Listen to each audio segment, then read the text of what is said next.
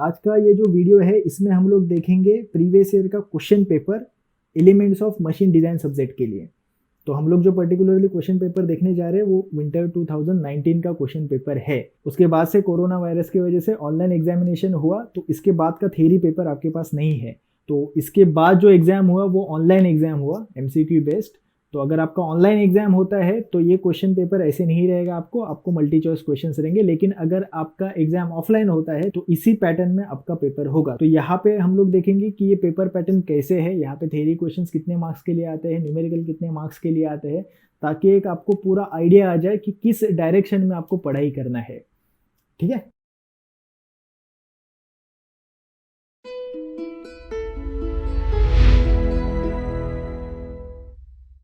तो देखो question number 1 में पूरा थ्योरी क्वेश्चन है। आपको 5 क्वेश्चंस अटेम्प्ट करने हैं। कितने मार्क्स के लिए? 10 मार्क्स के लिए। तो एक सब क्वेश्चन कितने मार्क्स का हो गया? 2 मार्क्स का। ठीक है। तो यहाँ पे आपको टोटल 7 क्वेश्चंस दिए हुए हैं, 7 में से आपको 5 अटेम्प्ट करने हैं 10 मार्क के लिए। पूरे जो क्वेश्चन है वो थ्योरी क्वेश्चन है। ओके। नाउ क्वेश्चन नंबर 2 को अगर देखोगे तो यहाँ पे आपको 4 सब क्वेश्चन है। आपको 3 अटेम्प्ट करने हैं 12 मार्क्स, मतलब एक क्वेश्चन कितने मार्क का हो गया? 4 मार्क का। ठीक है। आपको कोई भी 3 अटेम्प्ट करने हैं तो आपको मिलेंगे 12 मार्क्स। ठीक है। अभी देखो इस क्वेश्चन को ऊपर ऊपर से देखोगे तो ये आपको थ्योरी क्वेश्चन दिखाई देगा। क्वेश्चन नंबर ए थ्योरी पूछा है कुछ, question number B explain the failure of cotter in bending, कुछ थ्योरी टाइप क्वेश्चन है, क्वेश्चन नंबर सी थ्योरी है, क्वेश्चन नंबर डी थ्योरी है। ओके। लेकिन ये जब आप ऊपर से देखोगे तब ये थ्योरी क्वेश्चन लगेंगे, लेकिन अगर आप इसको केयरफुली देखोगे तो ये न्यूमेरिकल बेस्ड क्वेश्चंस है। देखो कैसे। तो क्वेश्चन नंबर ए को छोड़ दो, ये थ्योरी टाइप हो गया। क्वेश्चन नंबर बी को देखोगे तो यहाँ पे पूछा है explain the failure of cotter, cotter pin होता है उसका failure in bending with suitable sketch and strength equations. तो आपको बेसिकली कॉटर पिन निकाल के उसका फेलियर कैसे होता है बेंडिंग में, ये आपको शो करना है स्ट्रेंथ इक्वेशन के साथ। तो ये प्योरली हम लोग इसको थ्योरी क्वेश्चंस नहीं बोल सकते, ये न्यूमेरिकल बेस्ड क्वेश्चन ही हो गया। आपको यहाँ पे इक्वेशंस मतलब आपको उसका फॉर्मूला लिखना है। ठीक है। उसके बाद write Lewis equation for strength of gear tooth. तो यहाँ पे भी आपको एक इक्वेशन, एक फॉर्मूला लिखना है और उसमें लगने वाले जो भी टर्म्स है उसको आपको डिफाइन करना है। तो ये भी प्योरली थ्योरी क्वेश्चन नहीं है। ठीक है। उसके बाद draw free hand sketches of thread profiles with full detail. तो यहाँ पे आपको ड्रॉ करना है तो इसको थ्योरी में कंसीडर कर सकते हैं। तो ये 2 क्वेश्चंस थ्योरी क्वेश्चंस नहीं है मेरे हिसाब से। ठीक है। नाउ क्वेश्चन नंबर 3 को अगर देखें तो यहाँ पे आपको 5 क्वेश्चंस दिए हुए हैं और उसमें से आपको 3 अटेम्प्ट करने हैं। कितने मार्क्स के लिए? 12। मतलब यहाँ पे भी एक क्वेश्चन कितने मार्क्स का है? 4 मार्क्स। ठीक है। नाउ यहाँ पे ए क्वेश्चन जो दिया है explain the maximum principal stress theory and maximum shear stress theory, ये थ्योरी क्वेश्चन है। Now question number B write general design procedure of the bell crank lever any 4 steps. तो यहाँ पे आपको डिजाइन प्रोसीजर पूछा है, तो इसको आप प्योरली थ्योरी क्वेश्चन नहीं बोल सकते। यहाँ पे आपको किसी चीज का डायग्राम निकाल के उसका वर्किंग प्रिंसिपल नहीं लिखना है। यहाँ पे आपको डिजाइन प्रोसीजर मतलब उसमें लगने वाले इक्वेशंस लिखने हैं। तो ये पूरा थ्योरी में कंसीडर नहीं किया जा सकता। ठीक है। उसके बाद क्वेश्चन नंबर सी है state any 4 application of spring, ये थ्योरी क्वेश्चन है। डी है define stress concentration, explain any 4 methods to reduce it with neat sketch. ये जो क्वेश्चन है ये बहुत इंपॉर्टेंट क्वेश्चन है। आप प्रीवियस ईयर के कोई भी क्वेश्चन पेपर निकाल के देखो, वहां पे स्ट्रेस कॉन्सेंट्रेशन के ऊपर क्वेश्चन आता ही है। ओके। पहले चैप्टर का ये क्वेश्चन है स्ट्रेस कॉन्सेंट्रेशन, बहुत इंपॉर्टेंट कॉन्सेप्ट है, उसको केयरफुली पढ़ के रखो। ओके। इसको हम लोग थ्योरी में कंसिडर कर सकते हैं। क्वेश्चन नंबर 3 है define the following terms with respect to spring. Okay.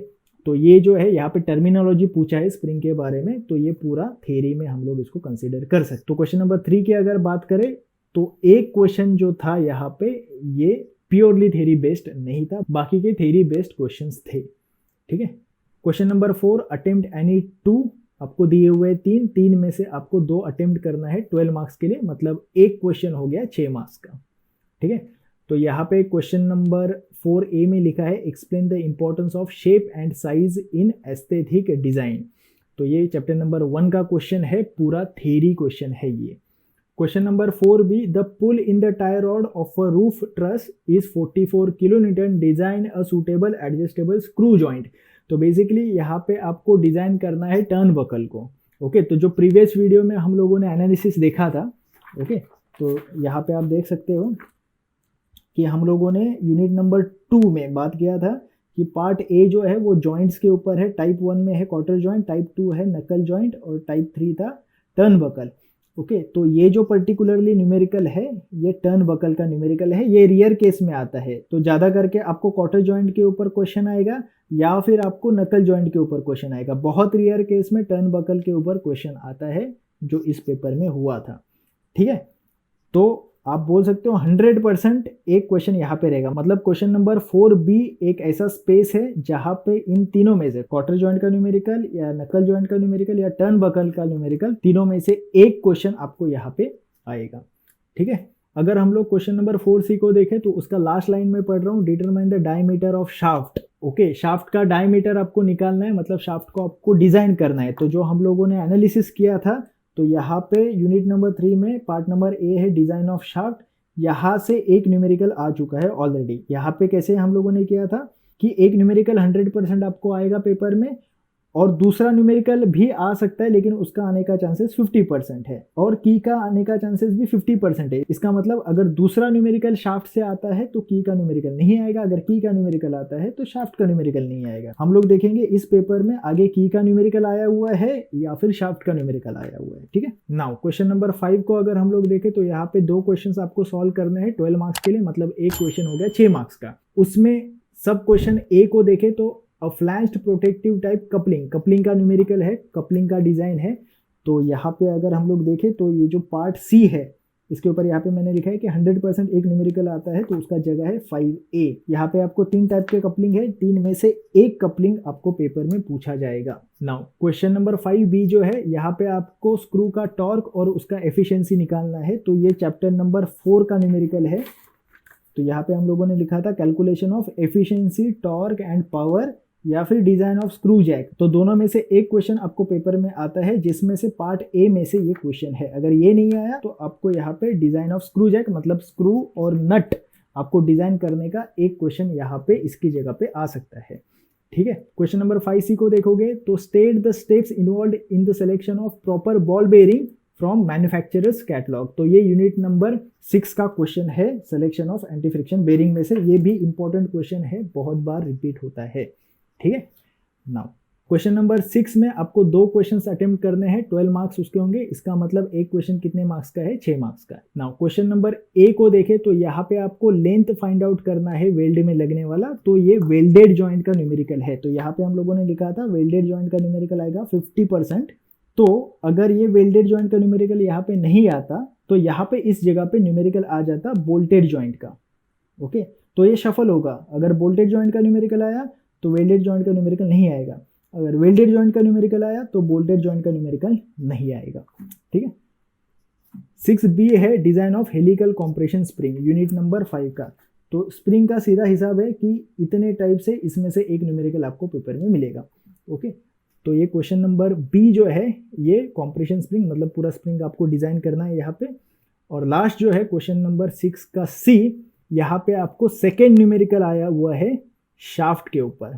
Okay, calculate the outside and inside diameter of the shaft. तो जो हम लोगों ने यहाँ पे लिखा था कि ये जो शाफ्ट का न्यूमेरिकल है डिजाइन ऑफ शाफ्ट, यहाँ पे एक न्यूमेरिकल तो 100% आएगा जो पहले यहाँ पे था क्वेश्चन नंबर 4C में। ठीक है, तो यहाँ पे अगर सेकेंड न्यूमेरिकल शाफ्ट से है तो की का न्यूमेरिकल स्किप हो गया। अगर यहाँ पे शाफ्ट का न्यूमेरिकल नहीं आता तो इसकी जगह पे आता की का न्यूमेरिकल। ओके, तो ये पूरा क्वेश्चन पेपर पैटर्न है एलिमेंट्स ऑफ मशीन डिजाइन का। इसको थोड़ा अच्छे से पढ़ लो, इसको समझ लो। मैं इस PDF को डाउनलोड करने का लिंक डिस्क्रिप्शन में दे दूंगा, वहां से इसको डाउनलोड करके अच्छे से इसको समझ लो क्या है कैसे है, कौन से नंबर ऑफ क्वेश्चन में कौन से टाइप का क्वेश्चन आता है, ये आपको थोड़ा पहले से पता रहेगा तो आप उसको अच्छे से प्लान कर सकते हो।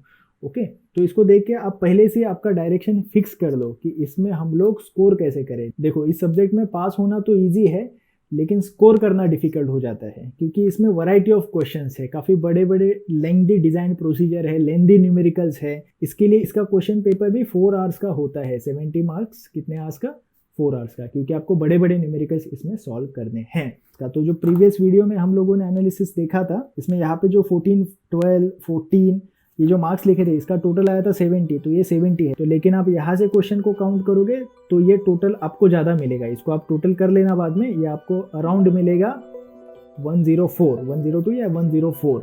ओके, तो आपको 104 विथ ऑप्शन मिलेगा। ठीक है, आपको कितने का अटेम्प्ट करना है? 70 मार्क्स का।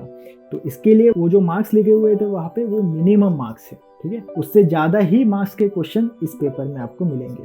ठीक है, तो इसको अच्छे से पढ़ लेना। अगर ये वीडियो आपको पसंद आया हो तो इसको लाइक कर लो, ऐसे ही वीडियोस के लिए चैनल को सब्सक्राइब कर लो। अगर आपको कोई डाउट है या फिर आपका कोई सजेशन रहेगा तो मुझे कमेंट बॉक्स में ज़रूर बता देना। ठीक है।